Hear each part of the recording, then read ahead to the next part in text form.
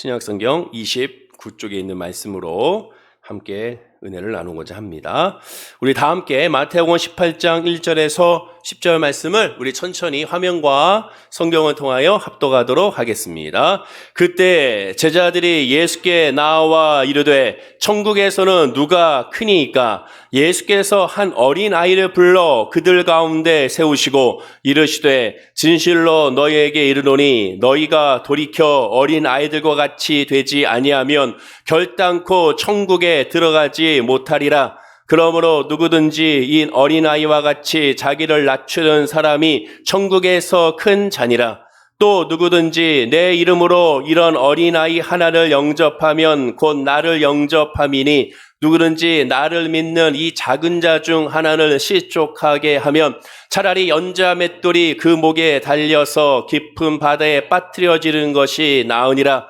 실족하게 하는 일들이 있음으로 말미암아 세상에 화가 있도다. 실족하게 하는 일이 없을 수는 없으나 실족하게 하는 그 사람에게는 화가 있도다. 만일 내 손이나 내 발이 너를 범죄하게 하거든 찍어내 버리라. 장애인이나 다리 저는 자로 영생에 들어가는 것이 두 손과 두 발을 가지고 영원한 불에 던져지는 것보다 나으니라. 만일 내 눈이 너를 범죄하게 하거든 빼어내 버리라. 한 눈으로 영생에 들어가는 것이 두 눈을 가지고 지옥불에 던져지는 것보다 나으니라. 삼가 이 작은 자 중에 하나도 없인 여기지 말라. 너희에게 말하노니 그들의 천사들이 하늘에서 하늘에 계신 내 아버지의 얼굴을 항상 배움느니라. 아멘. 오늘 하나님의 말씀 마태복음 18장 1절에서 10절 말씀으로 천국에서 큰 자라는 제목으로 말씀의 은혜를 나누고자 합니다. 사람의 말이란 반드시 그 사람의 생각에서 나온다고 하죠. 그럴 수밖에 없습니다. 평소에 가진 가치관, 성품, 기질이 그의 말에서 묻어나오기 마련이죠. 따라서 평상시에 어떤 사람의 이야기를 말을 들어보면 즉 자주 사용하는 단어 또한 그들의 문장 이런 모든 거 들어보면 그 사람의 성격을 어느 정도 알 수가 있고 평상시의 사고의 가치관을 알 수가 있게 됩니다. 그러나 이러한 말과 또 행동은 한결같을 수가 없죠. 다를 수밖에 없는 것도 바로 인간입니다. 또한 행동뿐만 아니라 우리의 마음 생각도 마찬가지가 되는 것이죠. 어느 것도 온전하게 통제할 수 있고 어느 것도 온전히 우리가 그걸 다스릴 수 없는 것이 바로 인간의 모습임을 발견하게 되죠. 그래서 안타깝게도 나중에 치매가 걸리게 되면 결국 말이 험하게 나온 사람들이 있습니다.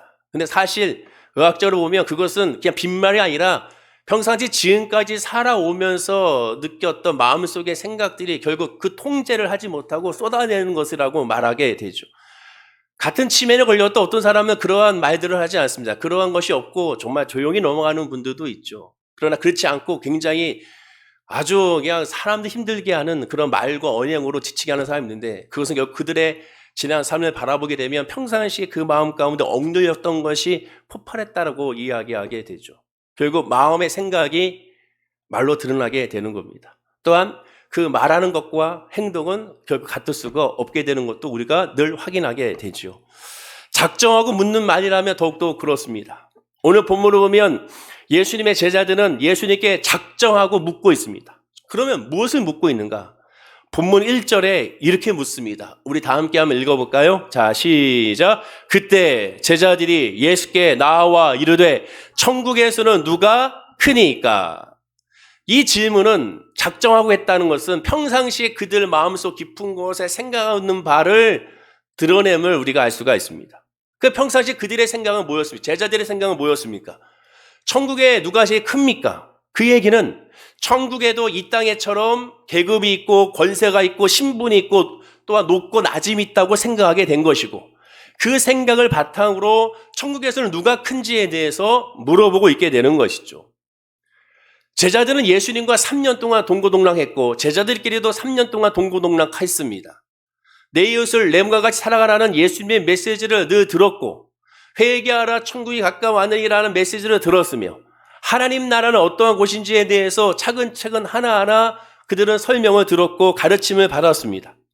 마태복음만 보면 기록상으로 천국에 결혼이 없다는 것은 마태복음 22장에 나오기 때문에 지금은 마태복음 18장이니까 아직 천국에 대해서 가르침을 못 받았다고 생각할 수도 있습니다.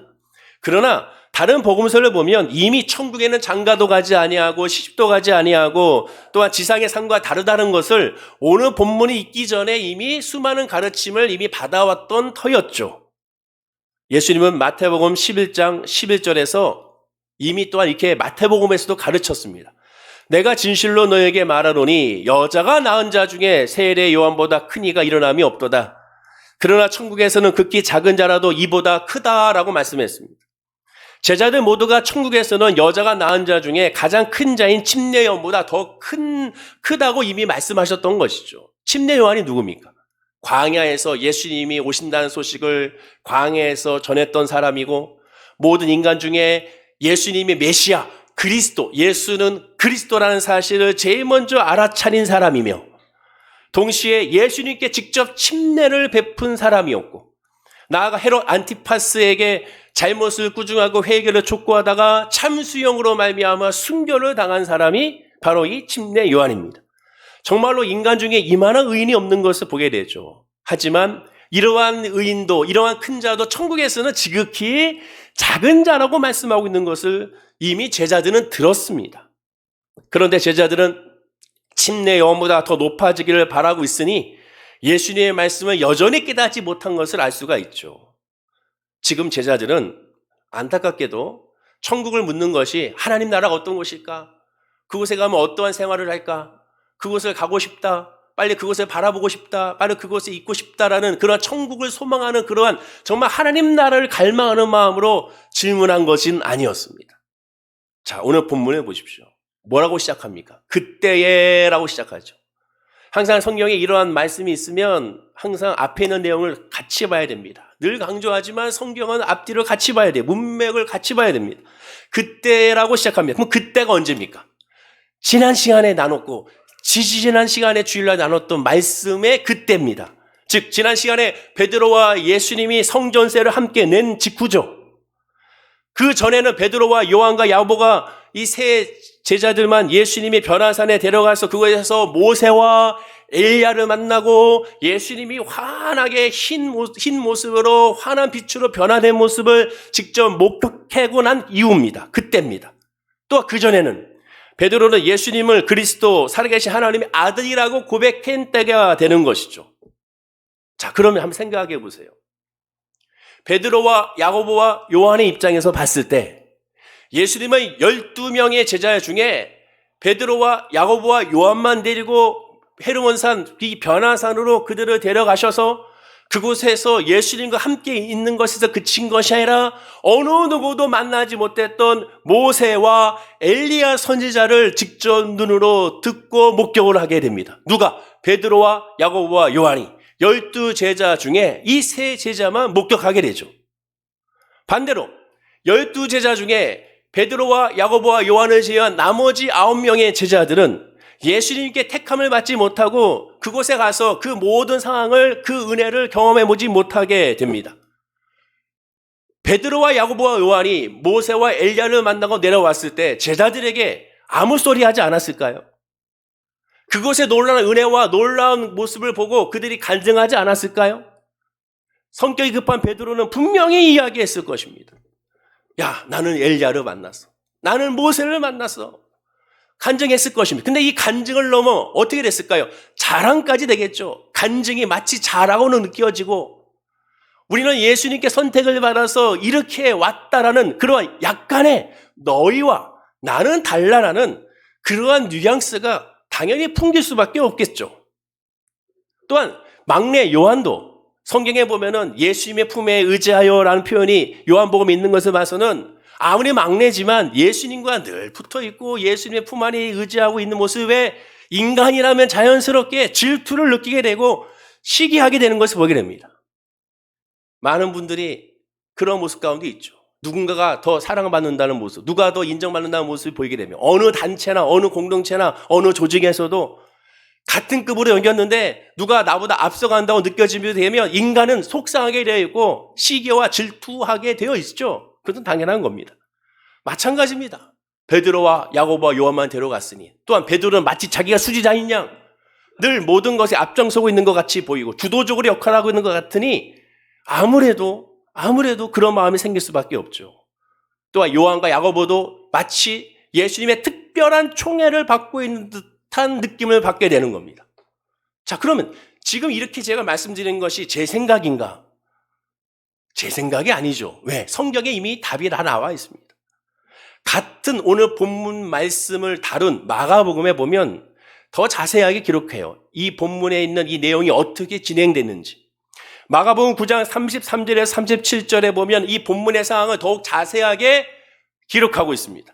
그 중에서 마가복음 9장 34절에 이렇게 말합니다. 그들이 잠잠하니 이는 길에서 서로 누가 크냐 하고 쟁론함이리라.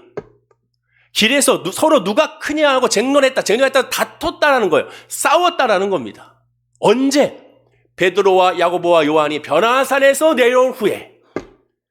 그러는 우리가 어떻게 생각해 볼 수 있어요? 내려와서 야, 우리는 엘리야를 만났어, 우리는 모세를 만났어, 너희들 못 만났지. 야, 우리는 이걸 경험했어. 야, 예수님이 우리만 왜 데려갔을까? 왜 너희들은 데려가지 않았을까? 사람이라면 말 한마디에 각자의 생각대로 판단하기 때문에 섭섭이가 들어올 수밖에 없습니다. 그리고 더 나아가 꼴보기 싫은 그런 뉘앙스로 말과 행동이 드러나게 되죠. 제자들은 이미 벌써 길에서 누가 크냐라고 서로 열띤 토론이라고 말하지만 다퉜습니다. 헬라어로 보면 다툰 거예요. 그리고 그 앞에 그 9절, 마가복음 9장 33절을 보면 가버나움에 이르러 집에 계실새 제자들에게 물으시되 너희가 길에서 서로 토론한 것이 무엇이냐 하시되, 예수님이 모르지 않죠. 다 압니다. 서로 누가 크냐고 싸운 것. 주님은 다 알고 있죠. 누가 예수님의 오른팔이냐, 누가 예수님의 수제자냐, 우리의 12명의 서열이 어떻게 되느냐, 자기들끼리 서로 다퉜음을 예수님은 다 알고 있습니다. 그런데 예수님이 이렇게 질문했을 때 제자들은 아무런 대답을 하지 못합니다. 예수님이 질문했으면 우리가 다투지 않았습니다, 우리가 이것 때문에 토론했습니다, 이렇게 얘기하면 좋은데 아무도 이런 말을 하지 않습니다. 왜냐? 예수님 앞에 부끄럽기 때문이죠.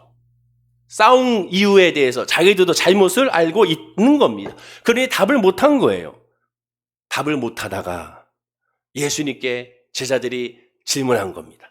답 대신 질문한 거예요.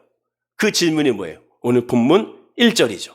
자, 다시 한번 읽어볼까요? 자, 시작. 그때 제자들이 예수께 나와 이르되 천국에서는 누가 크니까? 예수님은 질문했어. 왜 싸웠어? 근데 그 왜 싸움에 대해서는 자기들이 설명하지 않고 질문으로 바꿉니다. 제자들이, 한 명이 아니죠. 제자들이 누가 천국에서 큽니까? 질문하고 있습니다. 자, 오늘 본문의 배경이 이와 같습니다. 자, 그럼 오늘 본문 배경을 통하여, 이 질문을 통하여 그러면 천국에서 큰 자가 누구인지 여기서 두 가지로 한번 은혜를 나누고자 합니다. 첫째는 천국에서 큰 자가 어떤 사람이냐? 자기를 낮추는 사람이라고 예수님은 말씀하고 있습니다. 천국에서 큰 자가 자기를 낮추는 사람입니다. 자, 예수님의 답을 보겠습니다. 본문 4절입니다. 우리 읽어보겠습니다. 시작. 그러므로 누구든지 이 어린아이와 같이 자기를 낮추는 사람이 천국에서 큰 자이라. 예수님은 하나님 나라에서 가장 큰 자를 이 어린아이와 같이 자기를 낮추는 사람이라고 말씀합니다. 그 앞에 3절에 보면 이르시되 진실로 너희에게 이르노니 너희가 돌이켜 어린아이들과 같이 되지 아니하면 결단코 천국에 들어가지 못한다라고 말씀합니다.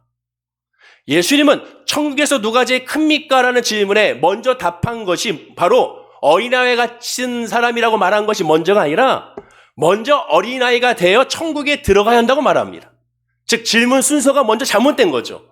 천국에 들어간 자가 먼저고, 그리고 그 천국에 들어간 자는 어떠한 자인지를 알려주는 것이죠. 천국에 들어갈 수 있는 자의 조건은 뭡니까? 어린아이가 먼저 되는 겁니다. 사진과 같이 예수님은 그 앞에 있는 어린아이를 지목하시면서 그 어린아이를 지시하시면서 이 어린아이와 같이 되어야 한다고 말씀합니다. 자, 그런데 여기서 이제 오해가 생기기 시작해요. 어린아이와 같이 되어야 한다는 이 말에 어린아이라고 하니까 많은 분들이 어린아이 같이 되라고 말하니까 어린아이의 특성 가운데 바로 이 순수성에 집중합니다. 어린아이들의 순수함, 어린아이들의 맑음, 어린아이들의 그런 모습의 진실성, 이런 모습에 많이들 쉽게 어린아이라고 생각하죠. 그래서 어린아이를처럼 낮아지라는 뜻이 바로 어린아이 같이 그렇게 순수하게 모습을 보이라는 것으로 의미하고 해석합니다. 그건 도덕이죠. 그건 도덕 말씀이죠. 천국에는 모두 어린애 같은 성도들만 들어간다고 분명히 말하고 있습니다. 결국에는 다 큰 자라고 말하는 것과 마찬가지죠.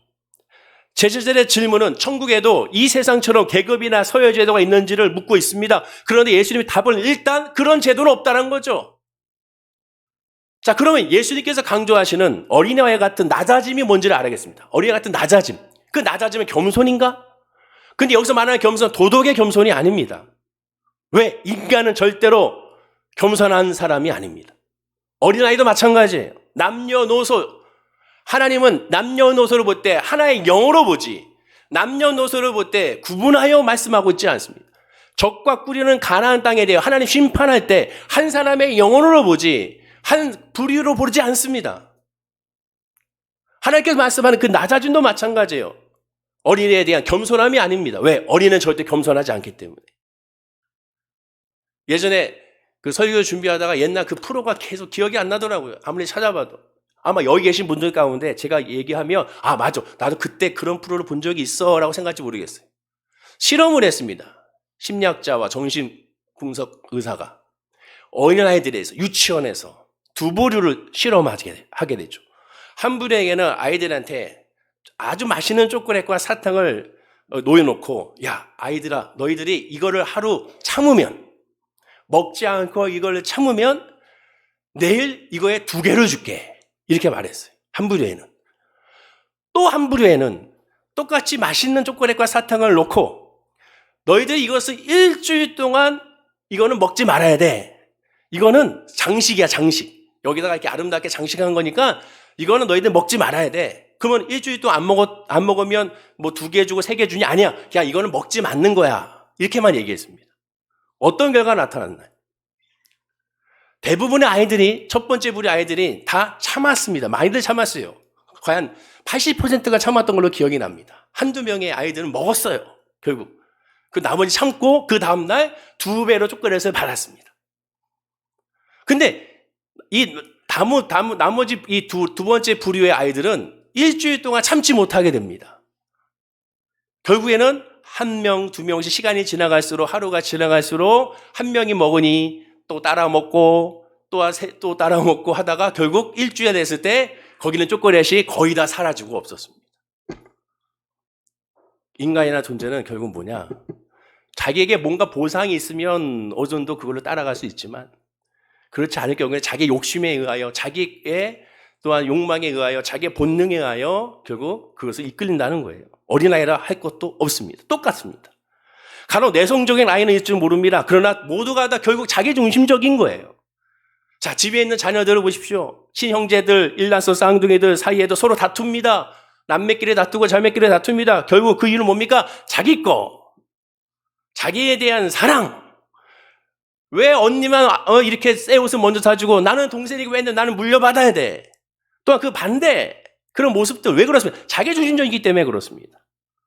물론 많은 교육과 훈련을 말미암아 그 모든 것들에 그러한 높낮이는 있을지 몰라도 그러나 결국 인간은 자기 것에 충만한 것이죠. 자기 것에 충실한 것입니다. 예수님 어린아이처럼 낮아지라는 것은 바로 그러한 세상적인 겸손과 양보를 의미하는 것이 아닙니다. 어린아이의 특성을 예수님은 비유로 말씀하고 있잖아요. 그 비유의 핵심 뭡니까? 항상 하나님 말씀하신 어린아이의 특성의 비유의 핵심은 예수님은 어린아이와 부모의 관계를 성도와 하나님의 관계로서 설명하고 있는 거예요. 어린아이의 특성 가운데, 성품 가운데 가장 중요한 어린아이는 부모가 아니면 살아갈 수 없는 존재라는 사실을 강조하여 설명한 겁니다. 어린아이는 무조건 부모가 아니면 안 됩니다. 부모가 최고예요. 어릴 때 부모와 함께 있는 것이 좋고 부모의 보호심이 없으면 살아갈 수 없는 존재가 어린이입니다. 나중에 장성하면 모를까. 또한 어린이들은 부모 말이 나면 무조건 믿죠. 무조건 순종합니다. 지금 곧 성탄절이 되면 산타크로스 할아버지가 크리스마스 이브에 선물 준다고 얘기하잖아요. 어릴 땐 다 믿어요. 선물 주면 산타가 줬다고 믿습니다. 나중에 크면 알아요. 아, 이게 산타애라 엄마 아빠가 준 거구나. 근데 아이들은 어떻습니까? 일부러 알면서도 모른 척하고 또 주셨네. 그래서 내년쯤만 되면은, 이번에도 산타가 할아버지 주시겠지. 자기는 엄마 아빠가 주는 거 아니까 그 옆에서 기왕이면 산타 할아버지가 게임기 주면 좋겠고, 기왕이면 어차피 줄 거 이거 주면 좋겠고, 자기의 소원을 엄마 아빠 앞에서 마치 산타 할아버지에게 하는 양 구하는 것을 보게 되죠. 인간의 모습은 다 그런 모습이죠. 어린아이의 진짜 특징은 부모가 아니면 살아갈 수 없는 존재입니다. 성장하면서 독립하지만 정말 어린아이들은 엄마 아빠가 최고죠. 라면 하나 먹어도 엄마 아빠가 함께 있는 거 좋습니다. 어딜 가도 엄마 아빠가 함께 가는 거 좋죠. 엄마가 나가면 울고 불고 난리 찹니다. 자다가 일어났는데 엄마가 없어요. 울고 찾고 다닙니다. 나중에 크면 자다 일어났는데 엄마가 없어요. 할렐루야, 게임하러 가자. 이렇게 되는 거죠. 왜? 어린아이의 특성의 핵심은 엄마 아빠가 최고이기 때문에 그렇습니다. 지금 예수님은 그걸 말하고 있는 거예요. 어린아이 같이 되라는 것은 바로 그 말씀에 순종하여 바로 하나님 아버지가 아니면 살아갈 수 없음을 고백하는 겁니다.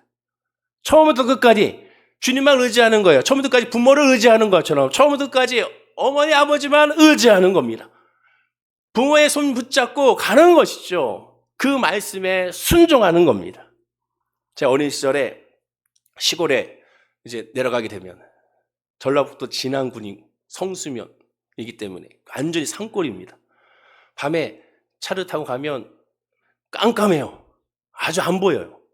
근데 제 어린 시절에 안 보이니까 두렵습니다. 근데 우리 아버지 손 붙잡고 그냥 가는 거예요. 하나도 안 보이는데 아버지가 어떻게 보이는지 참 신기했습니다. 그냥 아버지 손 붙잡고 가는 거죠. 따라오라고 가는 겁니다. 가면 어느새 집에 대문에 도착하고 집에 들어가게 되는 거예요.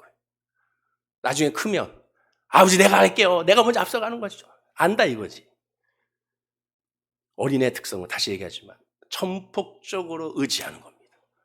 하나님의 손을 붙잡고 가는 대로 따라가는 거예요. 이 길이 맞다, 이 길이 저리다 내가 따지는 것이 아니라 따라와! 그러면 따라가는 거예요. 그게 어린애의 특징이고 그것이 낮아짐입니다. 예수님은 지금 제자들에게 바로 그것을 말씀해 주고 있는 거예요.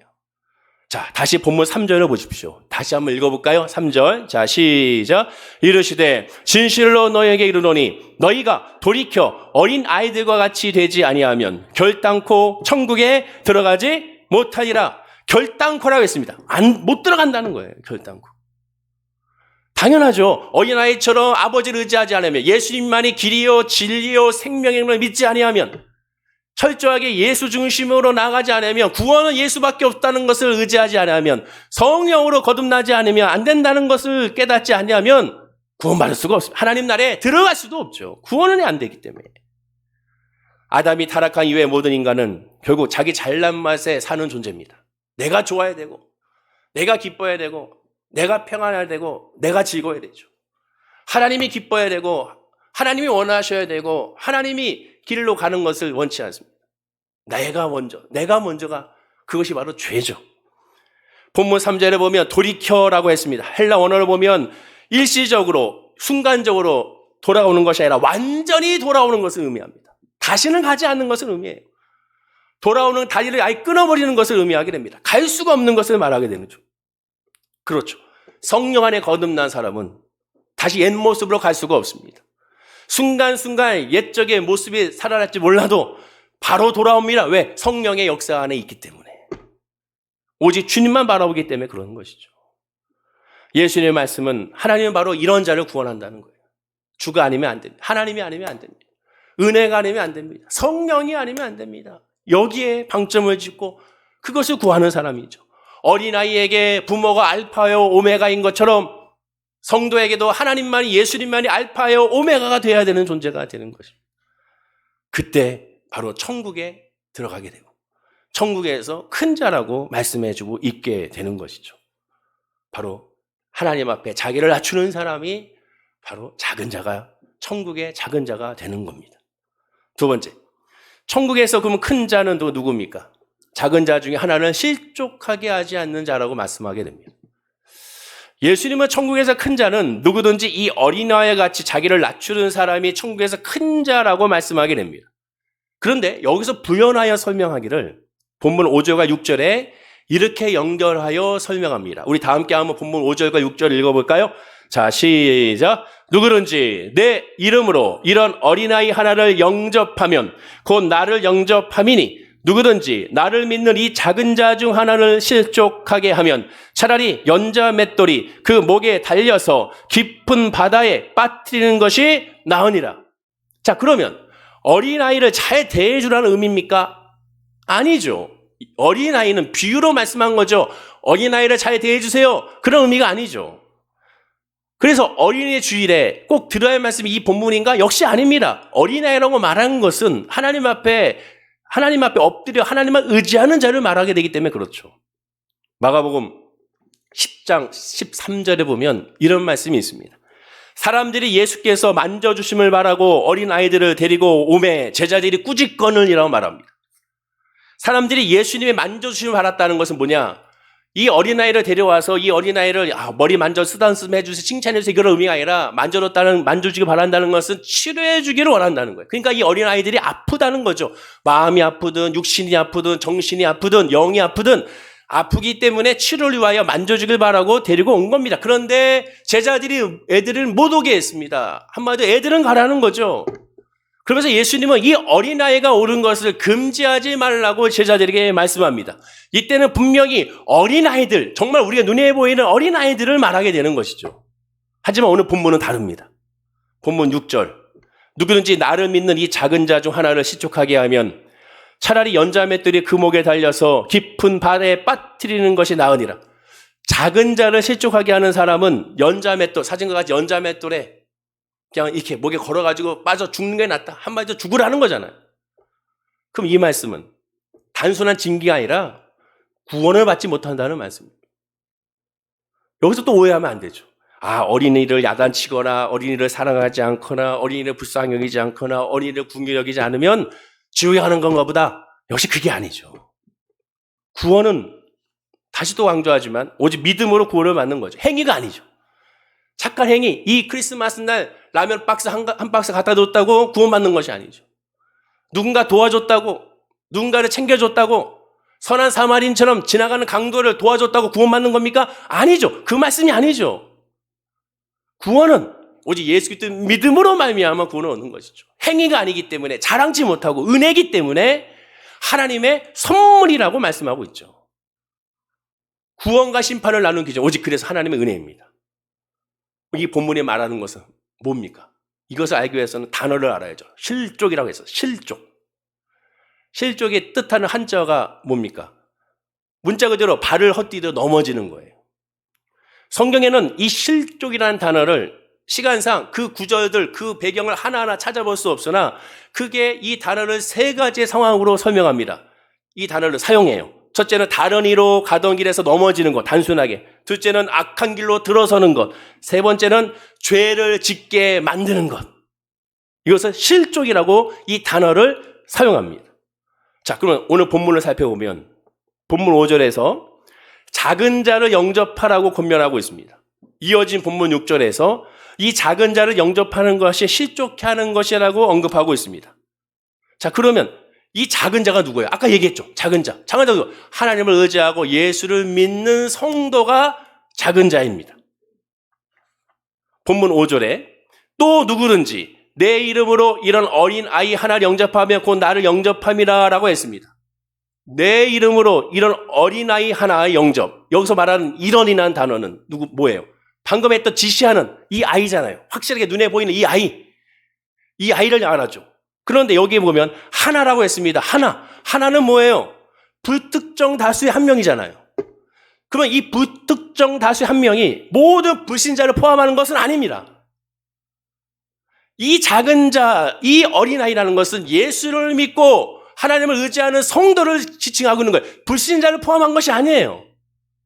오직 성도를 말하고 있는 겁니다. 하나님을 의지하는 믿음의 성도. 근데 그 성도 가운데 한 사람을 말하죠. 하나라고 하니까. 즉, 이 3부 예배 드리는 우리 성도들 가운데 한 사람을 의미하게 되는 거예요. 자, 그럼 어떤 뜻입니까? 지시한 어떠한 특정한 사람 가운데 그들 하나라는 것은 바로 아까 얘기했던 예수님이 불러세운 이 어린아이, 그 어린아이 얘기하는 게 아니라 예수를 믿는 성도들 모두 중에 한 사람을 의미하게 되는 것이죠. 본문 4절. 이 어린아이와 같이 자기를 낮추는 사람이라고 말합니다. 하나님의 성도죠. 본문 6절. 누구든지 나를 믿는 이 작은 자 중 하나를 실족하게 하면 차라리 연자 맷돌이 그 목에 달려서 깊은 바다에 빠뜨린 것이 나으니라 하겠습니다. 여기 답이 다 이미 다 나왔잖아요. 누구든지 나를 믿는 이 작은 자 중 하나를. 나를 믿는 이 작은 자. 하나님을 믿는 사람이 아닙니다. 예수를 믿는 사람을 말하는 거죠. 유대교는 하나님을 믿습니다. 그러나 예수를 믿지 않죠. 우리가 하나님을 예배하면서도 찬양하고 말씀 보고 기도합니다. 그런데도 불구하고 예수를 믿지 않는 사람도 있습니다. 한경재 목사님이 소천하시면서 수많은 목사님들에게 마지막 유언이 뭡니까? 목사님들 예수 믿으세요. 예수 믿으세요. 예수 믿으세요. 그 얘기 뭐예요? 역으로 얘기하면 목사들 가운데도 예수를 믿지 않는 사람이 있다는 거죠. 아주 중요한 메시지입니다. 성경 66권의 핵심이 뭐예요? 예수입니다. 예수. 기독교의 핵심 가치는 예수예요. 예수를 제외하고는 아무런 의미가 없는 거예요. 왜? 성경은 예수를 가리키기 때문에. 은혜는 예수입니다. 예수의 이름이 아닌 것은 아무것도 할 수가 없어요. 불가능한 거예요. 그래서 예수 중심으로 나가야 되는 것이죠. 결국 나를 믿는 이 작은 자는 예수를 믿어 구원을 얻는 성도입니다. 불신자를 말하는 것이 아니에요. 정리하면 결국 작은 자란 예수를 믿는 성도고 실족이라는 것은 예수 믿지 못하게 막는 것을 의미합니다. 누구를? 성도들. 여기 앉아있는 성도를 예수 믿지 못하게, 여기 앉아있는 성도를 하나님을 의지하지 못하게, 여기 앉은 성도를 성령님을 인정하고 환영하고 모셔지지 못하게 만드는 것이 실족이라고 말하는 거예요. 오늘날 정말로 우리가 신중하게 또한 심각하게 받아들여야 될 것은 의원 중에 우리가 예수 믿는 사람들을 실족하는 경우가 많다는 거예요. 예수를 믿지 못하게 하는 거. 사람의 관계 실족을 말하는 것이 아닙니다. 여러분 또 오해하시면 안 돼요. 도덕적인 실족을 말하는 것이 아니에요. 아, 내가 저 사람한테 말 한마디 잘못해서 저 사람 시험 들었네. 어떤 행위로만 시험 들었네. 이런 걸 말하는 거, 이런 실족이 아닙니다. 예수를 믿지 못하게 만드는 실족이에요. 예수를 믿지 못하게. 하나님을 의지하지 못하게 만드는 실족이에요. 예컨대 기도하지 못하게 해요. 야, 오늘 그냥 예배하지 말고 우리 단 데 가자. 괜찮아. 한 주 빠져도 돼. 한 주 기도하지 않아도 돼. 말씀 한 주 안 봐도 돼. 하나님 다 알고 계셔. 뭐 그런 거죠. 내가 깨닫지 못하는 사이 은연 중에 그런 게 있는 거예요. 본문 5절에 이렇게 말합니다. 자, 읽어볼까요? 시작. 또 누구든지 내 이름으로 이런 어린아이 하나를 영접하면 곧 나를 영접함이니. 예수 믿는 자를 영접하는 자는 바로 예수를 영접하는 것 같다고 했습니다. 오해하면 안 돼요. 불신자 한 사람을 영접하는 것이 예수를 영접하는 것이 아니에요. 구분하셔야죠. 물론 불신자를 분일히 여겨야 됩니다. 그러나 예수님 말씀했잖아요. 죄라함은 나를 믿지 아니하며. 또 로마서 1장에 이미 그들을 하나님의 마음에 두지 않기로 하는 그들을 버려뒀다고 얘기합니다. 이미 심판을 받은 거예요. 그들에 대한 불쌍함은 있어야죠. 하지만 오늘 말씀하고 있는 것과 같이 그들을 영접하는 것은 아닙니다. 예수님 영과 동격이 아닌 거예요. 동격은 누굽니까? 예수님과 예수를 믿는 자, 성도가 동격인 거예요. 예수님은 그런 엄청난 말씀을 지금 하고 계시는 겁니다. 우리의 신분이 누군지 알아야 되는 거죠. 예컨대 사도 바울이 회심하기 전에 사울이었을 때 사진과 같이 예수 믿는 성도를 죽이기 위하여 살기 등등하여 다메섹으로 향했습니다. 그때 그 도중에 예수님을 만나죠. 빛으로 예수님을 만나죠. 말씀으로 예수님을 만납니다. 부활하신 예수님을 만나요. 그때 만날 때 예수님이 뭐라고 합니까? 사도행전 9장 4절입니다. 우리 읽어보겠습니다. 자, 시작. 땅에 엎드려져 들음에 소리가 있어 이르시되 사울아 사울아 내가 어찌하여 나를 박해하느냐 하시거늘. 사울아 사울아 내가 어찌하여 나를 박해하느냐. 무슨 소리예요? 나는 예수님을 박해한 적이 없습니다. 난 예수님을 육신적으로 만난 적도 없어요. 난 예수님께 책찍을 든 적도 없고 예수님께 돌을 던진 적도 없는데 무슨 소리입니까? 이렇게 생각할 수 있어요. 그러나 예수님은 아니야. 예수 믿는 성도, 예수 믿는 스데반 집사를 네가 죽였잖아. 나를 핍박한 거야. 동격으로 여기고 있어요. 지난주에 말씀과 같이 예수 믿는 성도의 정체성을 깨달아라는 거죠. 누구냐? 예수님이 하나님의 아들인 것처럼 우리도 하나님의 아들, 하나님의 자녀라는 사실을 깨달아라는 것이죠. 그리고 그 자녀들끼리 서로 영접하면 하나님을 예수를 영접한 것 같은 그런 믿음이라는 사실을 기억하라고 말씀하게 되는 겁니다.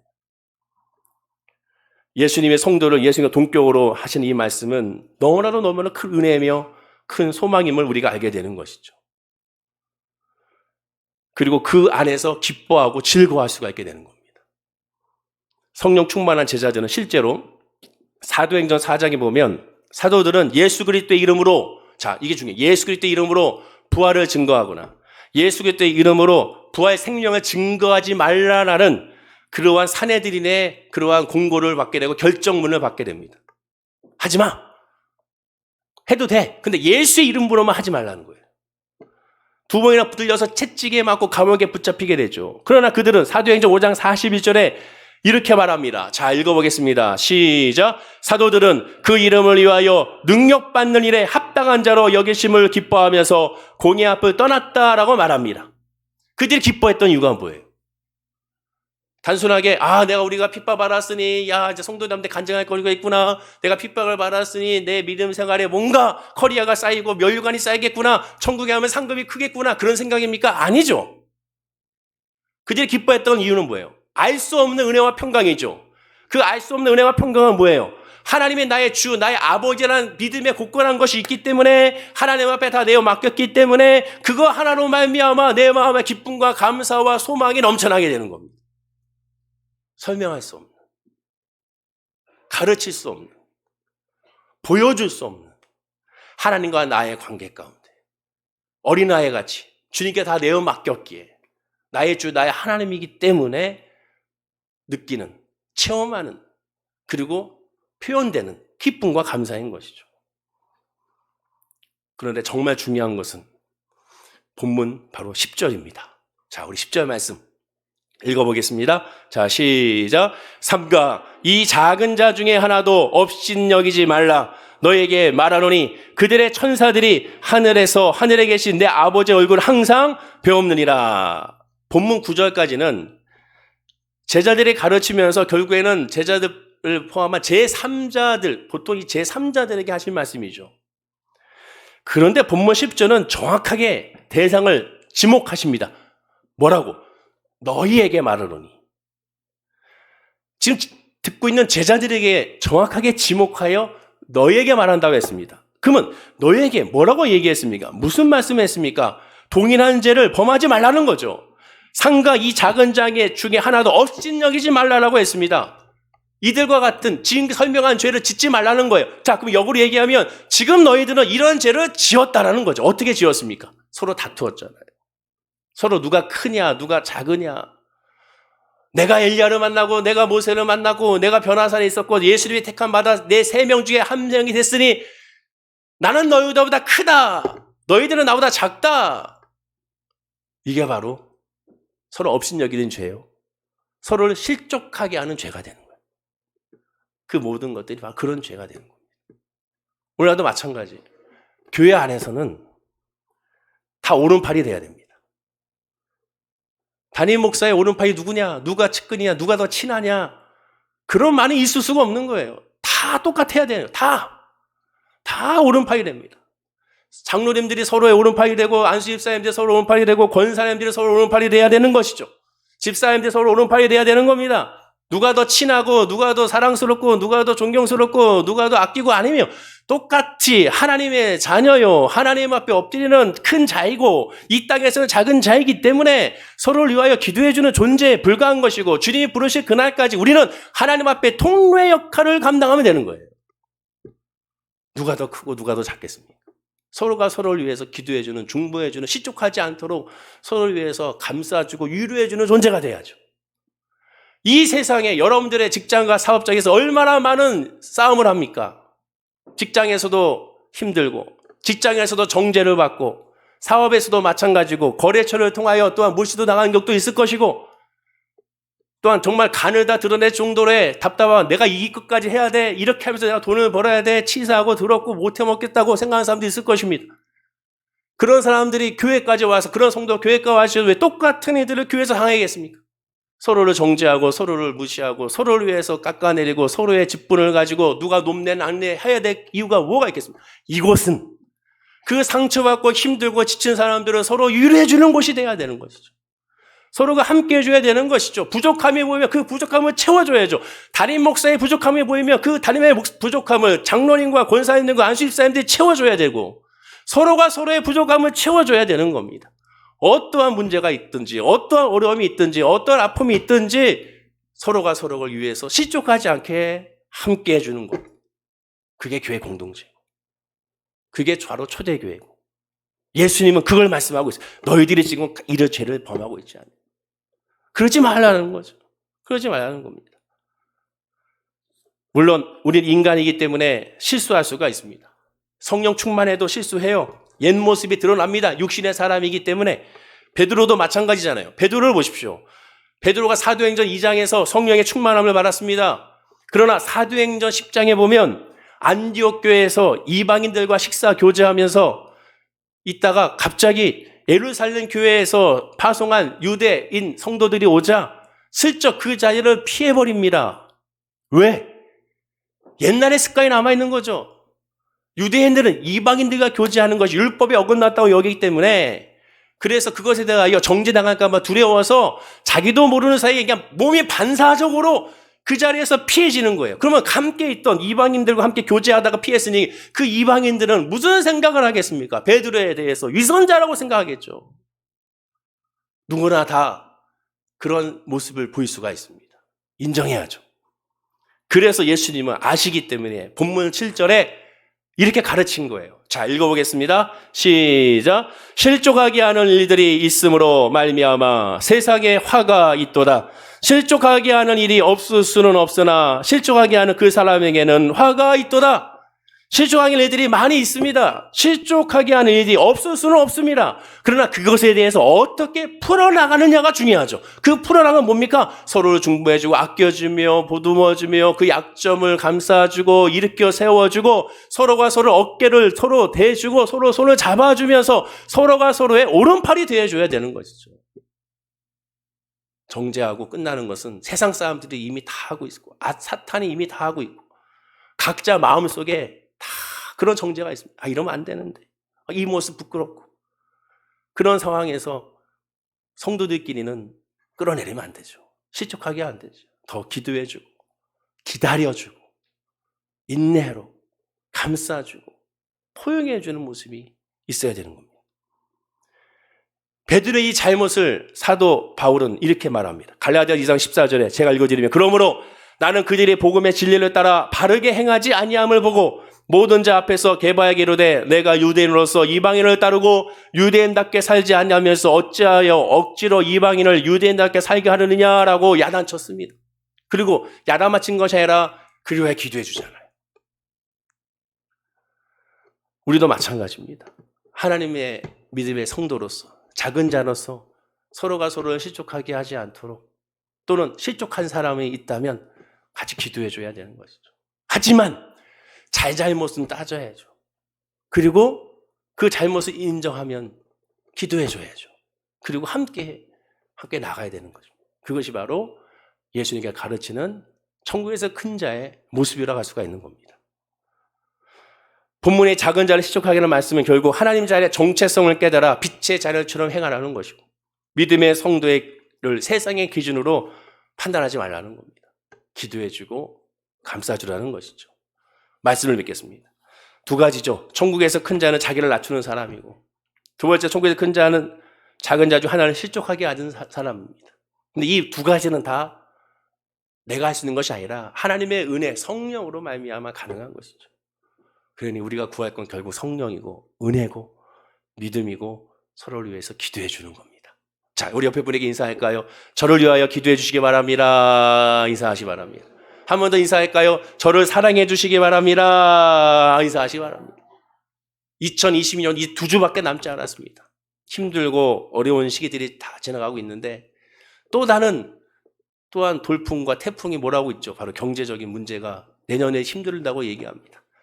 그러나 우리는 다 알고 있습니다. 무엇을 알고 있습니다. 답은 알고 있죠. 결국 선이고, 결국 옳고, 결국 잘 될 거고, 결국 이기게 될 것입니다.